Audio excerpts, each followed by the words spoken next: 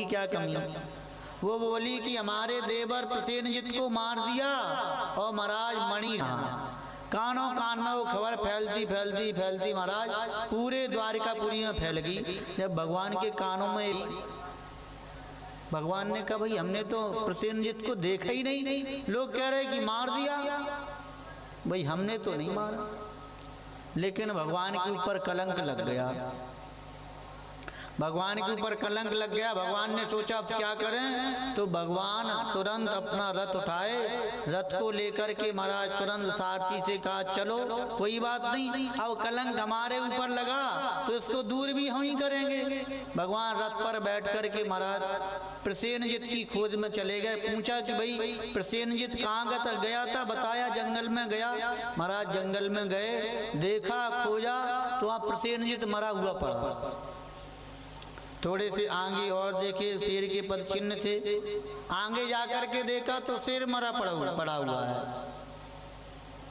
सोचा कि भाई शेर को कौन मार सकता है, शेर तो जंगल का राजा होता है। फिर महाराज देखे तो रीछराज जामवंत जी के पद चिन्ह थे, उनके सहारे सहारे भगवान गए तो महाराज गए, एक गुफा दिखाई दी, बड़ी खतरनाक गुफा, चारों तरफ से उसमें घनघोर अंधेरा ही अंधेरा छाया।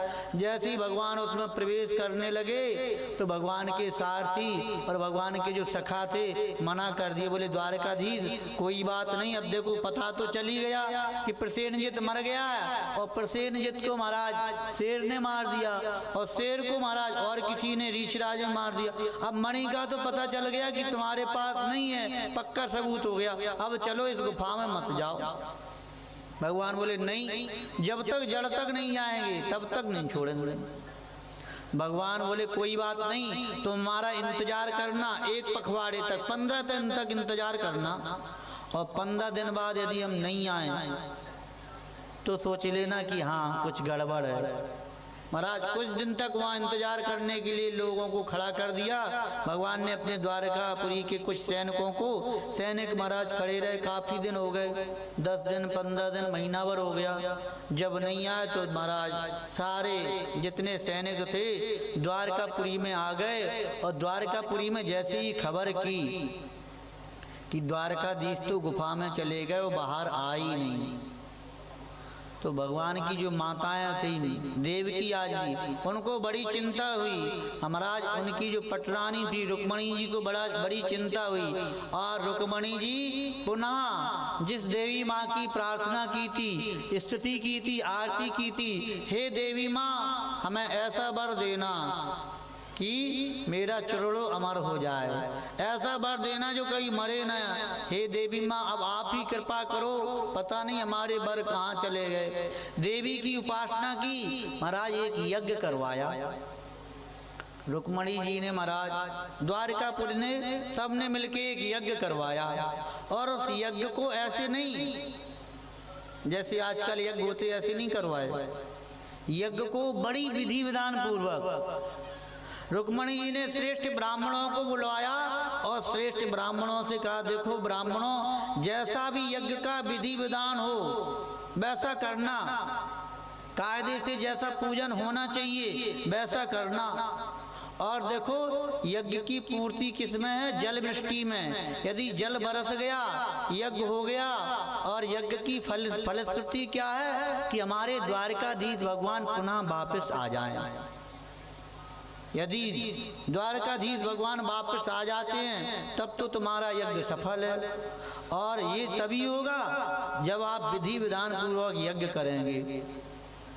यज्ञ का वैसे विधान है, हमारे यहाँ वृंदावन में यज्ञ होते ना तो पूर्णतः विधि विधान पूर्वक अरणि मंथन होगा, मंत्रों द्वारा अग्नि की महाराज अग्नि को आह्वान किया जाता, अग्नि स्थापन किया जाता, पूजन किया जाता।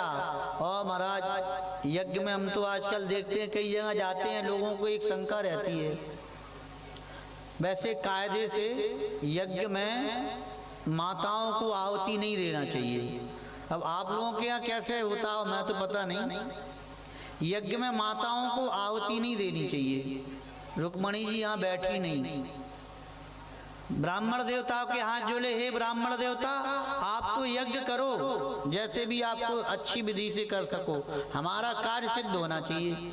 रुक्मणी जी स्वयं बैठी नहीं यज्ञ में, दाऊ दादा बैठ गए और महाराज दाऊ दादा के साथ रेवती जी बैठ गई यज्ञ में महाराज। और किसी को जो है जो जोड़ी से थे उनको बैठाया, लेकिन ब्राह्मण देवता ने कह दिया कि भाई देखो अग्नि कुंड में माताओं को आहुति नहीं देना चाहिए। उसका कारण है ये भी एक यज्ञ है, स्वर्वा के द्वारा आहुति दी जाती है।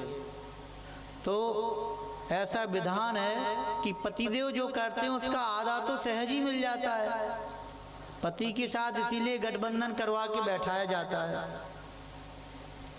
बड़ी विधि विधान पूर्वक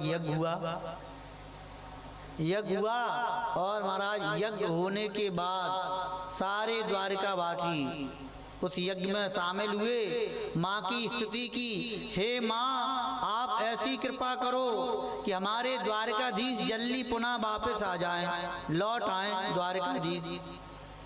सबने महाराज मैया की स्तुति की। माँ आप लोगों के सामने सब लोग मिलकर स्तुति करेंगे। आप लोग चाहते कि नहीं द्वारकाधीश आ जाए कि नहीं? चाहते हो ना? तो बड़े प्रेम से भक्ति भाव के साथ मैया का यश गाएंगे, जस गाएंगे बड़े प्रेम से। सब लोग इकट्ठे होकर, ये समझो कि अभी हम कटेरा वासी नहीं हैं, अभी हम इसलिए हम मैया की स्तुति कर रहे हैं, आरती कर रहे हैं, मैया का जस गा रहे हैं। सारे महाराज द्वारका वासी बड़े प्रेम से माँ की आरती स्तुति, माँ से प्रार्थना करने लगे, हे माँ आप ऐसी कृपा करो कि हमारे द्वारकाधीश शीघ्र ही वापस लौट आए। हम सभी लोग मिलकर के मैया का जस गाएंगे कि द्वारकाधीश प्रकट हो जाए। भवन उड़ा